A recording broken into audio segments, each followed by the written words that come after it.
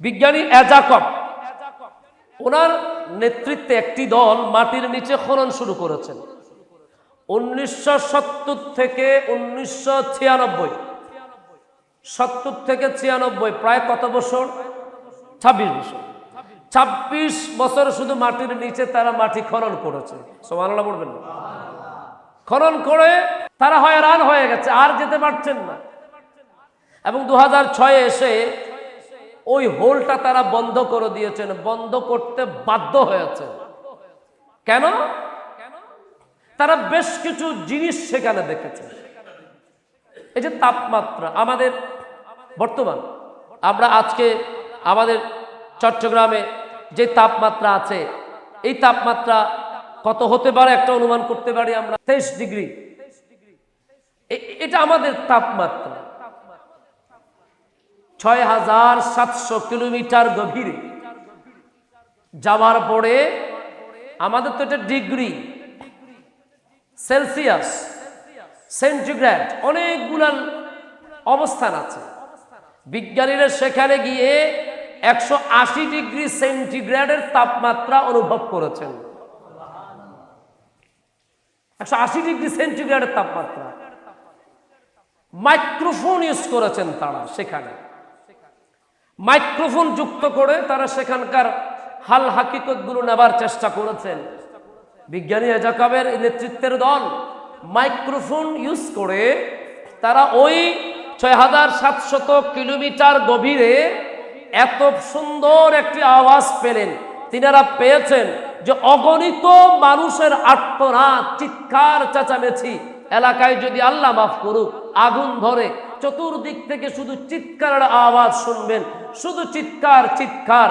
বিজ্ঞানী অ্যাজাকব বলছেন আমাদের মাইক্রোফোনে অগণিত কোটি কোটি মানুষের চিৎকারের আওয়াজ আমাদের মাইক্রোফোনের মধ্যে ধরা পড়েছে। এরপরে আমেরিকার একজন বিজ্ঞানী এই সাউন্ডটাকে নিয়ে তিনি অ্যানালাইজ করলেন। ওই আমেরিকান একজন বিজ্ঞানী অ্যানালাইজ করে ওই সাউন্ডটাকে দেখলেন যে ওখানে অগণিত মানুষের চিৎকার আর পশু পাখির চিৎকারের মধ্যে ব্যবধান আছে না নেই? কোনটা মানুষের চিৎকার, কোনটা পশু পাখির চিৎকার, এটা নরমালি সবাই বোঝে। তার মধ্যে তিনি বলছেন যে এখানে অগণিত শুধু মানুষের চিৎকার, এই সাউন্ডের মধ্যে আমরা প্রুফ করতে পারলাম। সুবহানাল্লাহ বলেন। আমার নবীর জবান থেকে বের হওয়া প্রতিটা কথা বিজ্ঞানের জন্য এক একটা রোড ম্যাপ। সুবহানাল্লাহ বলেন। রাসূল হাদিসে বলেছেন জাহান্নামের অধিকাংশ কারা হবে? বলেন না কারা হবে? আপনারা বাঁচি যাবেন এমনটা না, মানে সংখ্যার কথা বলছে।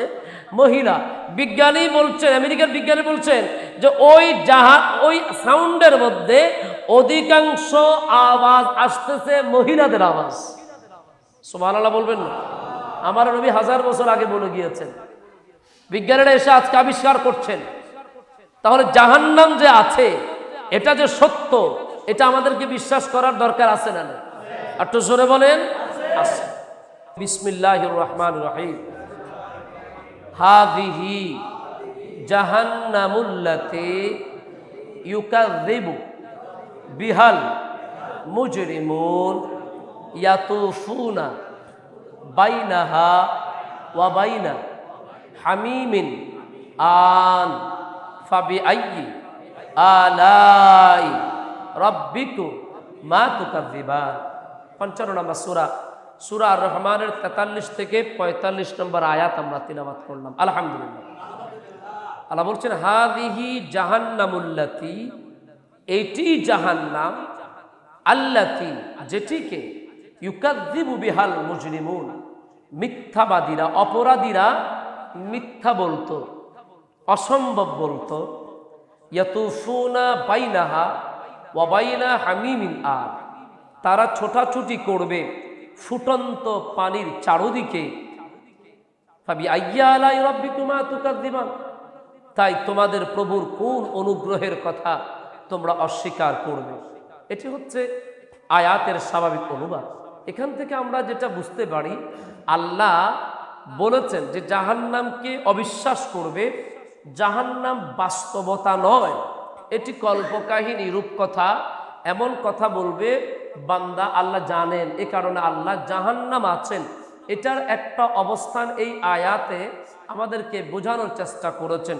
সে কারণে আজকে আমাদের মূল টপিকস হবে জাহান্নাম আছে সত্য।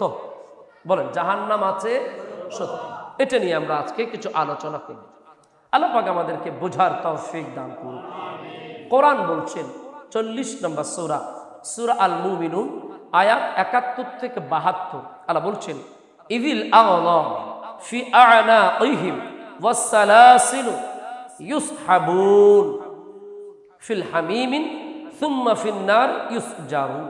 আল্লাহ বলছেন যখন তাদের গলায়, এই ঘাড়ে বেড়ি আর শিকল পড়ানো হবে, তাদেরকে টেনে নিয়ে যাওয়া হবে ফুটন্ত পানির মধ্যে, তারপর তাদের জ্বলতে দেওয়া হবে আগুনের মধ্যে। এটি হচ্ছে জাহান্নামের একটা সিম্বল।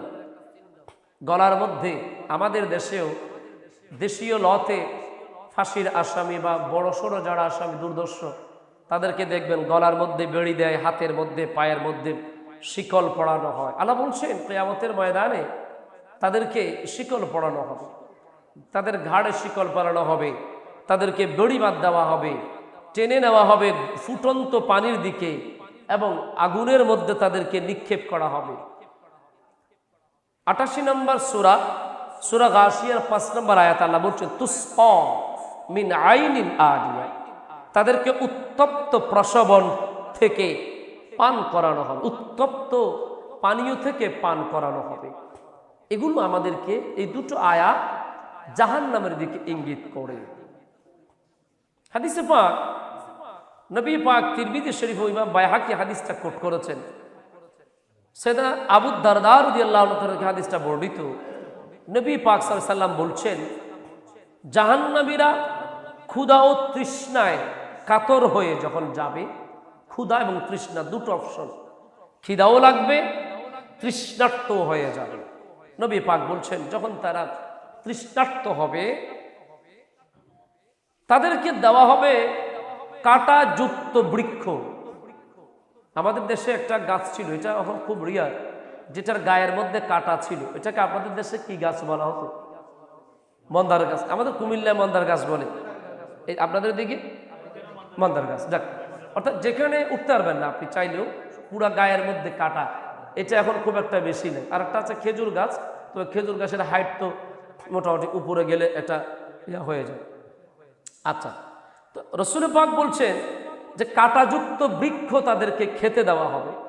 খেতে গিয়ে যখন গলায় আটকে যাবে তখন তাদেরকে পানি দেওয়া হবে, তারা পানি চাইবে, ফুটন্ত পানি দেওয়া হবে, যা মুখের সামনে আনলে পড়ে মুখটা ঝলসে যাবে। গরম পানি যখন খুব বেশি গরম হয়, আমি আপনি পানির কাছে গেলে ওখান থেকে যে ধোঁয়াটা বের হয়, যে তাপটা, ওই তাপ আমাদের চেহারাকে খুবই কষ্ট দেয়।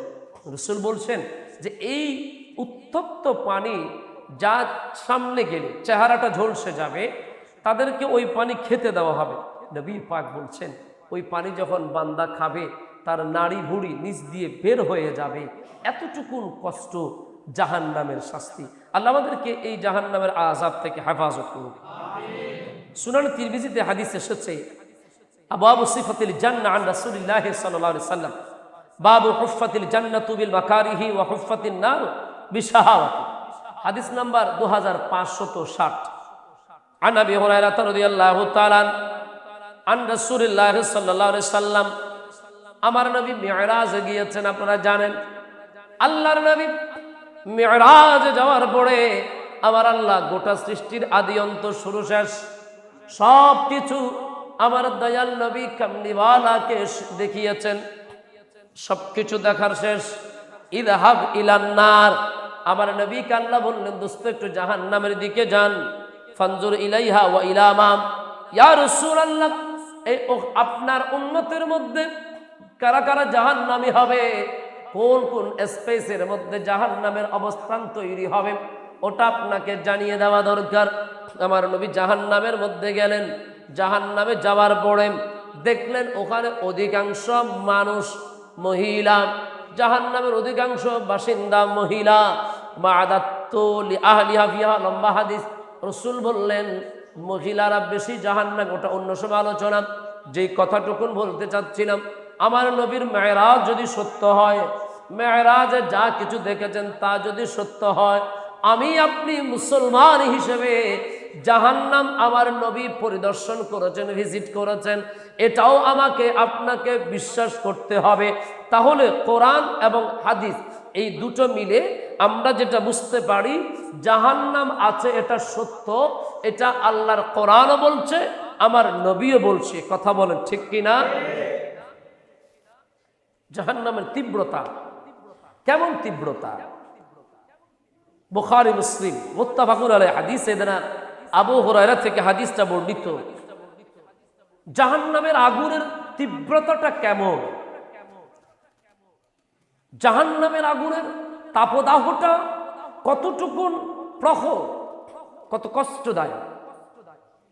রাসূল পাক সাল্লাল্লাহু আলাইহি সাল্লাম বলছেন যে, আবু হুরায়রা থেকে হাদিস বর্ণিত, জাহান্নাম আল্লাহর কাছে অভিযোগ করলেন, আল্লাহ, আমার একটি অংশ আরেক অংশকে খেয়ে ফেলছে। তখন আল্লাহ পাক জাহান্নামকে পুরো বছরে দুবার শ্বাস নেবার, নিঃশ্বাস নেবার, শ্বাস নেবার অনুমতি দিলেন। একবার যখন শ্বাসটা জমিনের মধ্যে ছাড়ে, তখন গ্রীষ্মকালে অসম্ভব তাপদাহ হয়। আবার যখন শীতকালে ছাড়ে, অসম্ভব শীত, যা আমরা এখন অনুভব করছি। আল্লাহ জাহান্নামের মধ্যে দেখেন, অতিরিক্ত গরমও আমাদের জন্য কষ্টকর, অতিরিক্ত শীতও আমাদের জন্য। হাদিসে পাক এটাই এসেছে যে জাহান্নাম দুবার নিঃশ্বাস নিক্ষেপ করে। একবার নিক্ষেপ করলে গ্রীষ্মকাল গরম হয়, পৃথিবী উত্তাপ হয়ে যায়। আরেকবার নিঃশ্বাস ফেললে পৃথিবীটা একেবারে শীতল হয়ে যায়, ঠান্ডা হয়ে যায়, শীতকাল তৈরি হয়। এই গরমকাল এবং শীতকালের মধ্যেও আমার আল্লাহ আমাদেরকে জাহান্নামের স্মৃতিচারণ করার সুযোগ করে দিয়েছেন। আল্লাহ পাক আমাদেরকে জাহান্নাম থেকে হেফাজতে থাকার তৌফিক দান করুন। খুব গরমে আমরা নামাজ পড়তে কষ্ট হয়, শরীর টায়ার্ড হয়ে যায়। আবার খুব শীতে ওযু করতে কষ্ট হয়, নামাজ আমরা পড়তে চাই না, পড়তে পারি না। কিন্তু এই খুব গরমে এবং খুব শীতে আপনি একজন আল্লাহর বান্দা হয়ে যদি আল্লাহর ইবাদত করেন, আল্লাহ কি দিবেন আপনাকে, আমরা ওটা নিয়ে আজকে কথা শুনব। হযরত আবু সাঈদ খুদরি রাদিয়াল্লাহু তাআলা তিনি বলছেন, নবী পাক বলছেন, প্রচন্ড গরমে অসম্ভব গরম, যখন কোনো বান্দা আল্লাহর স্মরণ হয়, আল্লাহকে জিকির করে, আল্লাহর ইবাদতের মধ্যে যুক্ত হয়ে যায়, আর বলে, আল্লাহ তুমি ছাড়া কোনো মাবুদ নাই, এই গরম তুমি আমাদের জন্য দিয়েছো, আমার কোনো এক্সকিউজ নাই, আমার কোনো অভিযোগ নাই। আল্লাহ বলে, ও আমার বান্দা, জাহান্নামের আগুন, আল্লাহর বান্দা যখন আল্লাহ ছাড়া কোনো মাবুদ আর মানে না, জাহান্নামের আগুন থেকে মুক্তি চায়, আল্লাহ বলে, জাহান্নাম তোমার থেকে আমি আল্লাহ অনেক দূরে রেখে দিয়েছি। কি মানে? অত্যন্ত গরমে আপনি যখন ইবাদতে যুক্ত হবেন, অসম্ভব গরম, মানুষ টিকতে পারছে না, ঘাম ঝরতে ঝরতে মানুষ হয়রান হয়ে যাচ্ছে, টায়ার্ড হয়ে যাচ্ছে। ওই গরমে যদি আপনি আল্লাহর কাছে ক্ষমা চান, ইবাদতে যুক্ত হন, আল্লাহ তুমি ছাড়া কোনো মাবুদ নাই, তোমার জাহান্নাম থেকে মুক্তি চাই, আমার আল্লাহ বলে, বান্দা আমি আল্লাহ তোমার ইবাদত কবুল করে আমার জাহান্নাম থেকে তোমাকে মুক্ত দিয়ে দিলাম। ঠিক তেমনি ভাবে প্রচন্ড মাঘের শীতে, যে মাঘের শীতে বাঘেও নাকি কাঁপে, ওই মাঘের শীতে আপনি যখন ওযু করে বান্দা যখন আল্লাহর দরবারে সিজদা বলতে হয়, আমার আল্লাহ একই বক্তব্য, বান্দা এই কঠিন কনকনে শীতে, হাড় ভাঙা শীতে, কাঁপুনি দিয়ে আমার তোমাকে বলছি, আল্লাহ ওয়াদা দিচ্ছেন কিয়ামতে জাহান্নামের শীতল হাওয়া থেকে, জাহান্নামের শীত থেকে আমি আল্লাহ তোমাকে মুক্তি দিয়ে দিলাম। সুবহানাল্লাহ। এখান থেকে একটা মাসালা ক্লিয়ার হয় যে আল্লাহ শুধু আগুন দিয়ে শাস্তি দিবেন তা নয়, বরফ দিয়েও শাস্তি দিবেন, ঠান্ডা দিয়েও আল্লাহ শাস্তি দিবেন। আল্লাহ পাক আমাদেরকে এই আযাব থেকে হেফাজতে রাখুক, আমিন। জাহান্নাম কোথায় আছে এটা নিয়ে আমাদের নাস্তিক ভাইদের বেশ কিছু প্রশ্ন আছে যে জাহান্নামটা কোথায়।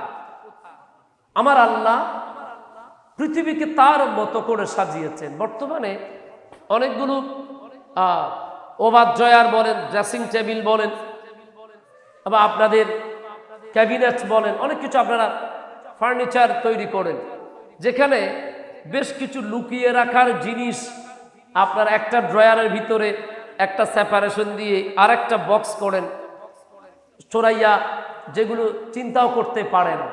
এটা আপনি আপনার সম্পদটাকে কিভাবে গোপন রাখবেন এই চিন্তাটা যেমন আপনার, আমার আল্লাহর জান্নাত জাহান্নাম আল্লাহ কত হাইট রাখতে পারে, কত গোপন রেখে বান্দাকে পরীক্ষা নিতে পারে, ওই চিন্তা আমার আল্লাহর। সুবহানাল্লাহ বলেন। 83 নম্বর সূরা, সূরা মুতাফফিফিনে 7 থেকে 9 নম্বর আয়াত, আল্লাহ বলছেন কাল্লা ইন্না কিতাবাল ফুজ্জার লাফি সিজ্জিন ওয়া মা আদরাকা মা সিজ্জিন কিতাবুম মারকুম। হে রাসূল, নিশ্চয়ই পাপাচারীদের আমলনামা সিজ্জিনে। কোথায়? সিজ্জিন, সিজ্জিনে। আল্লাহ আবার বলছেন হে রাসূল, কিসে আপনাকে জানাবে সিজ্জিনটা কি? কিতাবুম মারকুম, লিখিত কিতাব। আমলনামাটা আল্লাহ হেফাজতে রেখেছেন, সংরক্ষিত রেখেছেন সিজ্জিন। এটা আল্লাহর একটা সৃষ্টি। ইমাম বাগবী বলছেন এই আয়াতের তাফসীরে যে জাহান্নামের সপ্তম জাহান্নামের জমিনের নিচে ওই সিজ্জিন, আমার আল্লাহ বান্দার আমলনামাকে ওখানেই হেফাজতে রেখেছেন। নিচে জাহান্নাম কোথায়? নিচে। প্রথম জমিন, দ্বিতীয় জমিন, তৃতীয় জমিন, এভাবে সপ্তম জমিনে। এটা আপনাকে বিশ্বাস করতে হবে। কেন? আমরা প্রযুক্তির এই সময়ে এসে বিজ্ঞানের অনেক কথা আমরা বিশ্বাস করি, করতে হবে আপনাকে। বিজ্ঞান বলছে, একজন বিজ্ঞানীর নাম কোড হয়েছে হিস্ট্রিতে, বিজ্ঞানী অ্যাজাকব।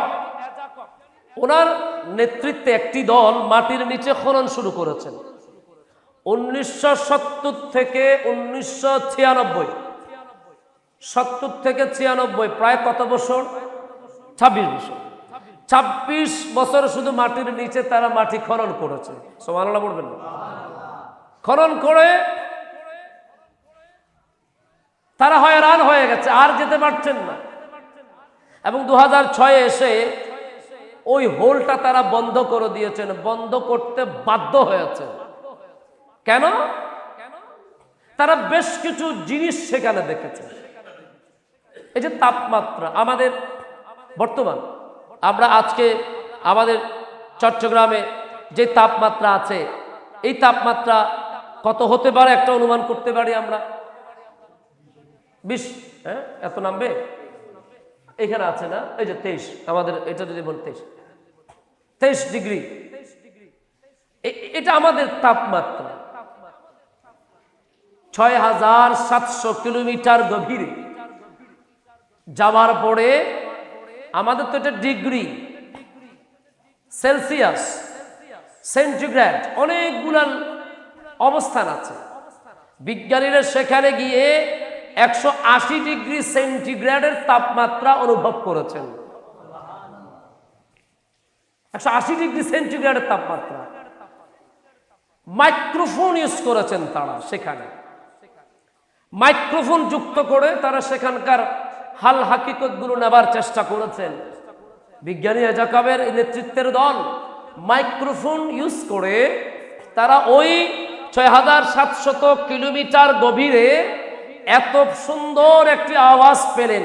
তিনারা পেয়েছেন যে অগণিত মানুষের আর্তনাদ, চিৎকার, চেঁচামেচি, এলাকায় যদি আল্লাহ মাফ করুক আগুন ধরে, চতুর্দিক থেকে শুধু চিৎকারের আওয়াজ শুনবেন, শুধু চিৎকার চিৎকার।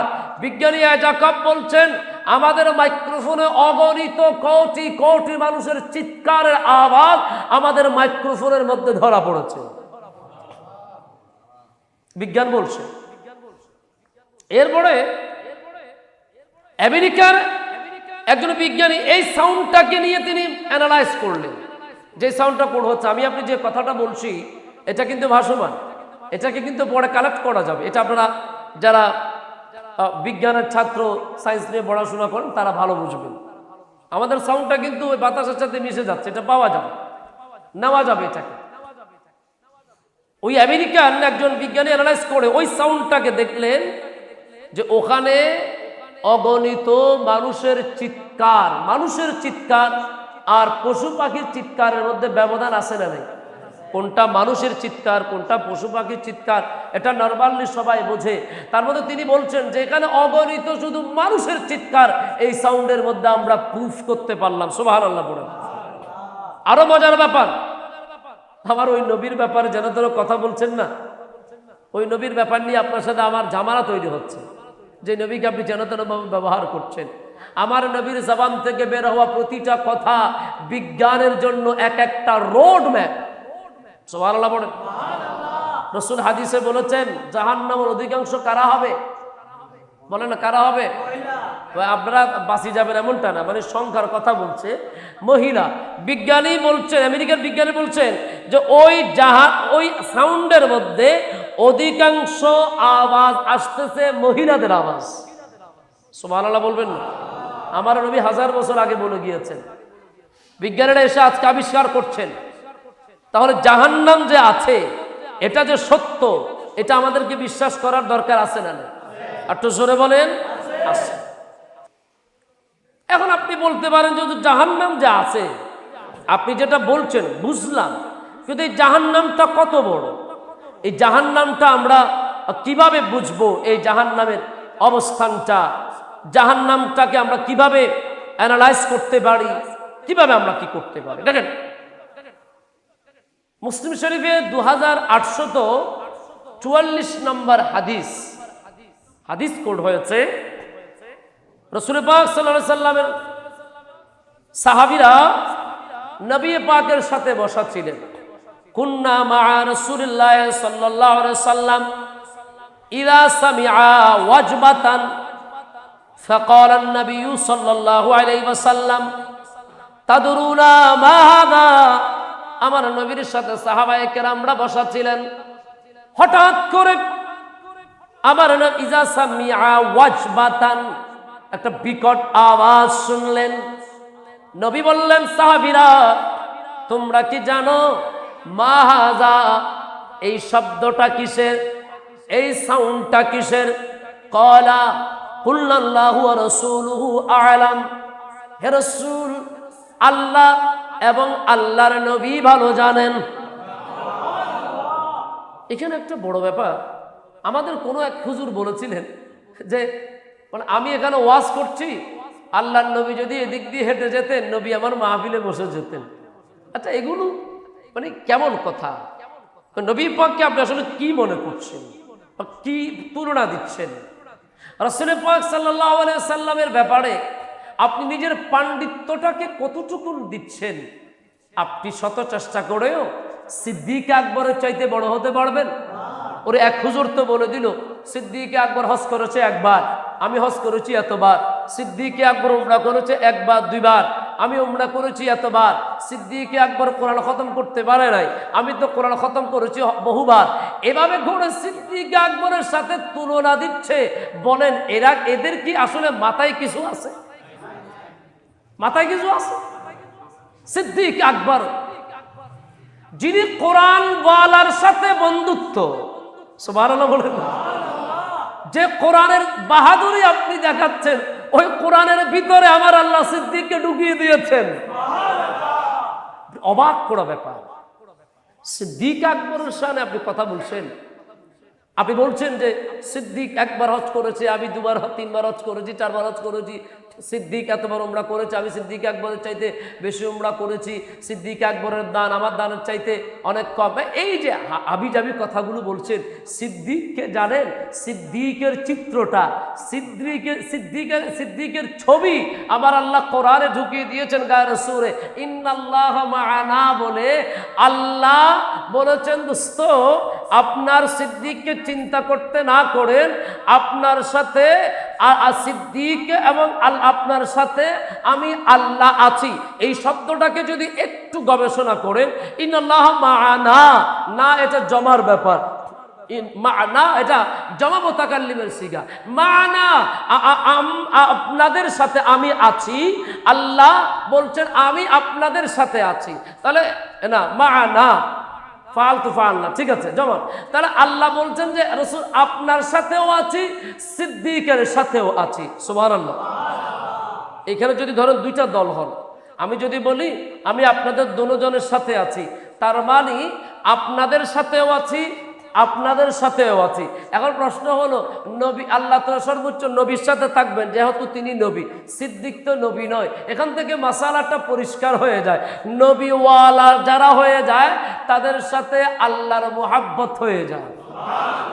আল্লাহ বলে ফেলেন যে রসুল সাথে যিনি আছেন তার সাথে আমি আছি বলে কোরআনে ঢুকিয়ে দিয়েছেন, কিয়ামত পর্যন্ত আমার আল্লাহ সিদ্দিকের সাথে আছেন।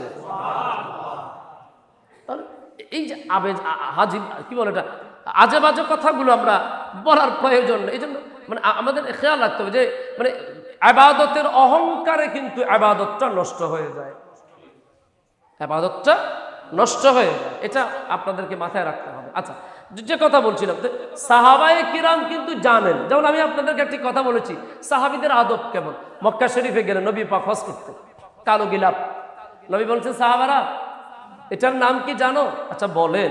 আপনার ছেলেকে জিজ্ঞেস করলো তো আপনার ছেলে বলবে এটা মক্কা শরীফ। আপনাকে জিজ্ঞেস করলে বললাম, সাহাবীদেরকে জিজ্ঞেস করলেন সাহাবীরা এই কালো গিলাপটার নাম কি? সব সাহাবারা বলেন ইয়া রাসূলুল্লাহ, আল্লাহ এবং আল্লাহর নবী ভালো জানেন। কি মানে? এটাকে বলে বিনয়ী ভাব, আদব, নিজের অহংকার নয়, নিজের আমিত্ব দেখানোর কোনো প্রয়োজন নাই। ইয়া রাসূলুল্লাহ আপনি যেটা বলবেন সেটা। সাহাবায়ে কেরামরা এতটুকু বিনয়ী ছিলেন বলে, আদব ছিল বলে, এতটুকু নত ছিল বলে তাদের মর্যাদা নবীদের পড়ে প্রথম rule number, first generation of the Islam, ইসলামের প্রথম জেনারেশনের মধ্যে তাদের নাম এসেছে রাদিয়াল্লাহু আনহুম ওয়া রাদু আন, তাদের উপর আল্লাহ রাজি, তারা আল্লাহর উপর রাজি, সুবহানাল্লাহ। তো ওই সাহাবারা চাইলে বলতে পারতেন হুজুর এটা মক্কা শরীফ, এটা বাইতুল্লাহ, বলে না। কেন বলেননি সাহাবায়ে কিরাম? সাহাবায়ে কিরামরা নিশ্চয়ই এমন একটা উত্তর দিবেন যে আমরা যদিও এটাকে মক্কা বলি, বাক্কা বলি, না জানি নবী পাকের খেয়ালে অন্য কোনো কিছু আছে, নবী পাক যদি অন্য কিছু বলে দেয় তাহলে তো এটার সাথে সাথে আমার আল্লাহ কবুল করে নেবে। এজন্য আমরা যতই জ্ঞানী হই, যতই আমাদের ভিতর পাণ্ডিত্য আছে, আমরা নবী পাকের সামনে একেবারে তিসলে মক্তবের শিশুর মতন না জানার ভান করে থাকি, কারণ আমরা সবাই মুস্তাফার গোলাম। জোরে বলো সুবহানাল্লাহ। এখান থেকে মানে আমরা যেটা বলি যে মানে আপনারা একটা কথা বলেন না যে ছোটর জায়গা সব জায়গায়, এটা একটা কথা কিভাবে বলেন না আপনারা, একটা প্রবাদ, ছোটর জায়গা সব জায়গায়। বড় হলে বড় চেয়ার পাবে কোথায়? অনেক সময় বসতে পারবে না, দাঁড়ায় থাকবে। ছোট হলে চায়ের দোকানে বসতে পারতেন, মসজিদেও বসতে পারে, বড় বিমানেও বসতে পারতেছে। ছোট হলে সবার সাথে মিশে যাবে। এই সাহাবায়ে কিরামের কাছ থেকে আমাদেরকে আদবটা শিখতে হবে। সাহাবা বলছেন কুল্লাল্লাহু ওয়া রাসূলুহু আ'লাম, হে রাসূল আল্লাহ এবং আল্লাহর নবী ভালো জানেন, সুবহানাল্লাহ পড়েন। রাসূল পাক বলেন হাযা হাজরুন আরসালাহুল্লাহু ফি জাহান্নাম, এটা একটি পাথর যা আল্লাহ জাহান্নামের দিকে, জাহান্নামের একটি পাথরের শব্দ যা আল্লাহ এটাকে জাহান্নামে নিক্ষেপ করেছেন। মুনজু সাবঈনা খরিফান ফালআন হিনান তাহা ইলা কারিহা, আমার নবী বলছেন 70 বছর পূর্বে জাহান্নামে পাথরটা নিক্ষেপ করেছেন আল্লাহ, আজকে গিয়ে জাহান্নামের তলদেশে এটা পড়লো।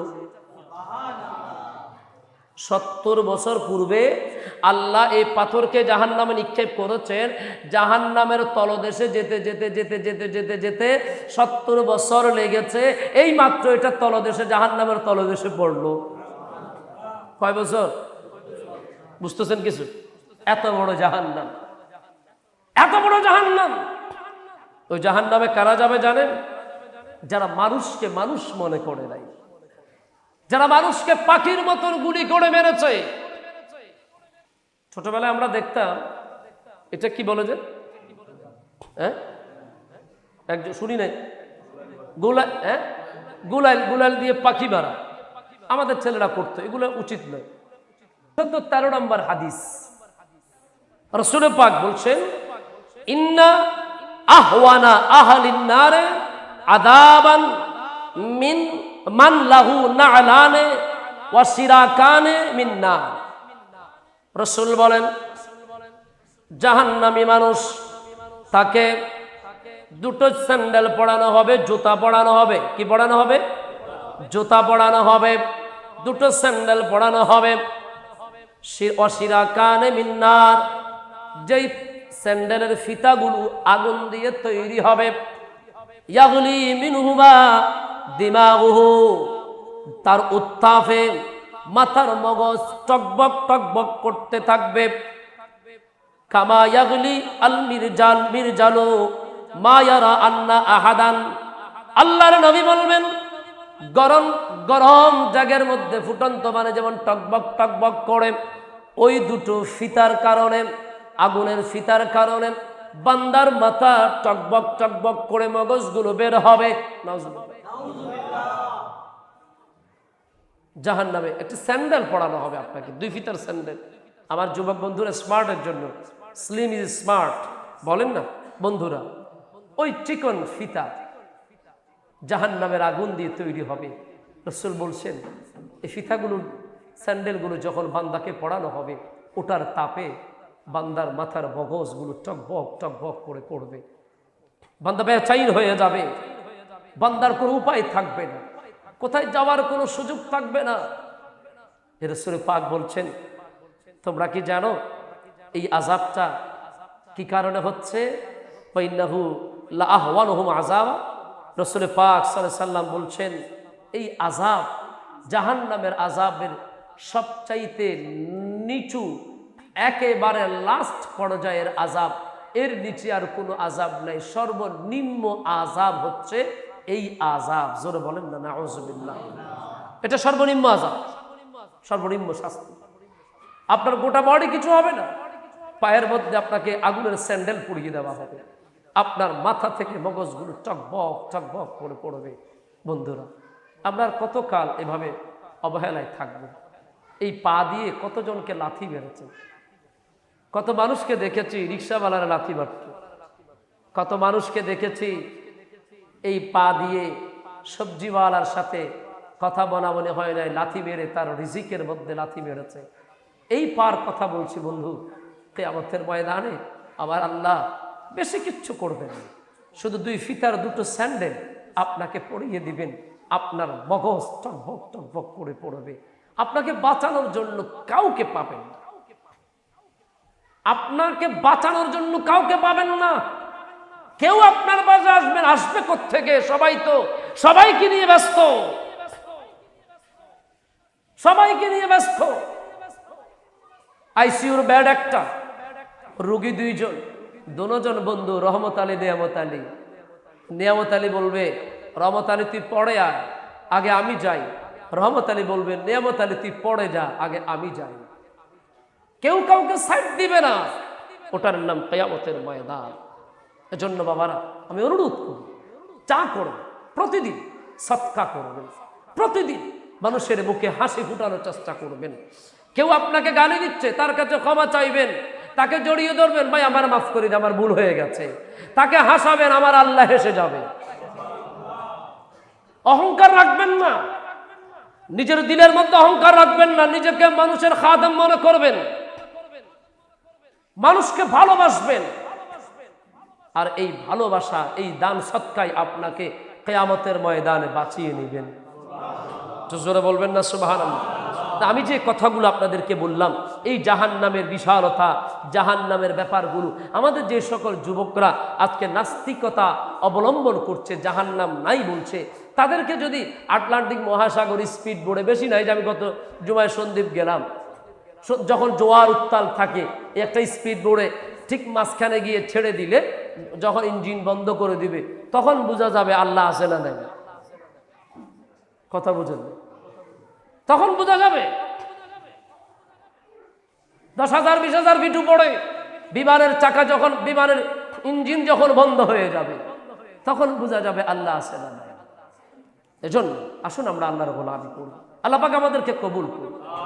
আজকে একটা সবক হলো, সারাটা দিনে জাহান্নামকে একবার স্মরণ করবেন। আমার এই সুন্দর হাত, আমি প্রতিদিন লোশন ইউজ করি চেহারার মধ্যে। আমি বিভিন্ন কি বলে, আমি তো জীবনে এগুলো বাকি হলে কি বলে এগুলোকে, হ্যাঁ আর আরেকটা আছে তো গ্লো বের করার জন্য ভালো, ওগুলো ফেস ওয়াশ ইউজ করি। আমার চুলকে আমি খুব ভালো অ্যাসি সেলুনে চুল কাটি। আমি পয়সাওয়ালা মানুষ, খুব শাইনিং থাকে চুলের, আমার বডি বিল্ডার। আমি প্রতিদিন জিমে যাই। ভাইজান, এই শরীরটা কিয়ামতের ময়দানে জাহান্নামের আগুন জ্বালিয়ে দিবে। কবর রাখার সাথে সাথে আপনার হিসাব শুরু হয়ে যাবে। এজন্য আসুন আমরা একটু এই শরীরটাকে মসজিদের সাথে লাগাই, আউলিয়া কেরামের মাজারের সাথে লাগাই। এই শরীরটাকে এতিম বাচ্চাদেরকে বুকে নেই, ছোট মাদ্রাসার ছাত্রদেরকে ভালোবাসি।